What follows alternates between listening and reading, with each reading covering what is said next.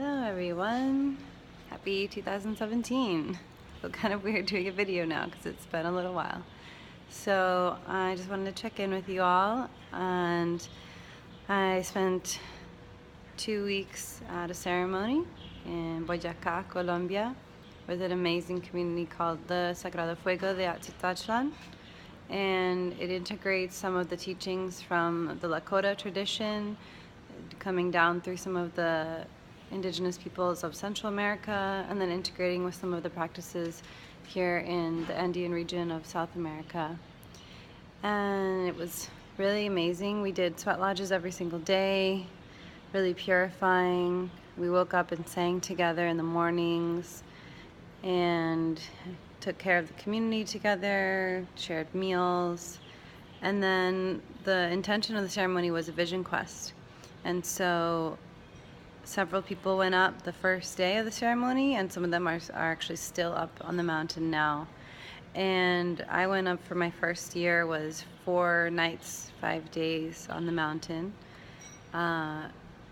We worked with different kinds of traditional ceremonies and practices that really allow one to go inside of their psyche in a way and confront things that might be harder to see from day-to-day life. And also there was a container, a space held for us where it felt really safe to go into different emotions and experiences. The people were really kind. A lot of elders from different countries in the Andean region who have walked this path for decades. And so it was really reassuring and encouraging and supportive environment to be in. And then new people like my friend and I were there as well, and it was our first time in that kind of environment with that community, and just felt really welcomed and supported.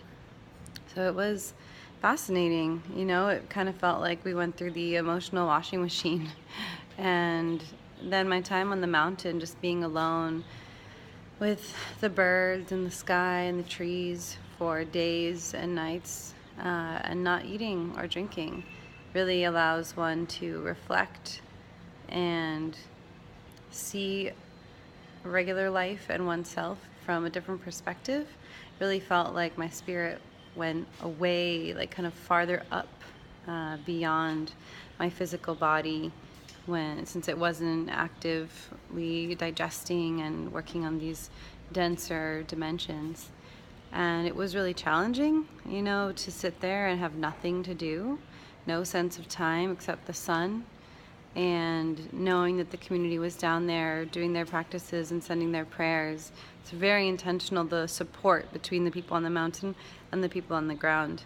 And so that is really integral to the experience. It's not the same just going and sitting in nature by yourself alone without being part of this container. So I was grateful for that. Basically, we're nurtured, like given nutrients through the energy of the prayers and the fire and the thoughts, and the people eating down in the community are sending the food and alimentation to people up on the hill. And so it's a very connected experience, and the people who go up for longer amounts of time are visited and given fruits and drink as well to help support their time, because some are up for almost 2 weeks.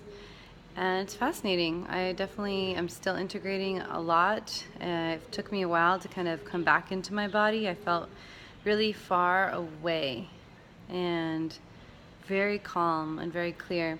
We had to make 365 prayer ties and tie them in such a way that they were wrapped around our sacred space when we were up there.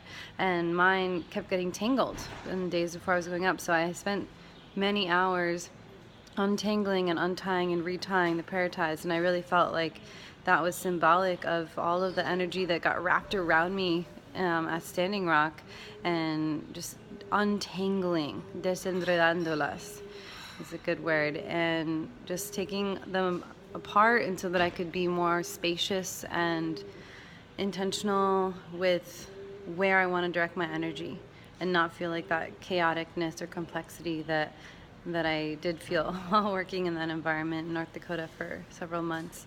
And so I'll be still taking some time away from the internet in the next few days to process. And now in a tropical place, which I'm really grateful for. And so I'll be back on the grid probably within the week and working back on Standing Rock Mental Health, Standing Rock Stories, and my own businesses. Thank you.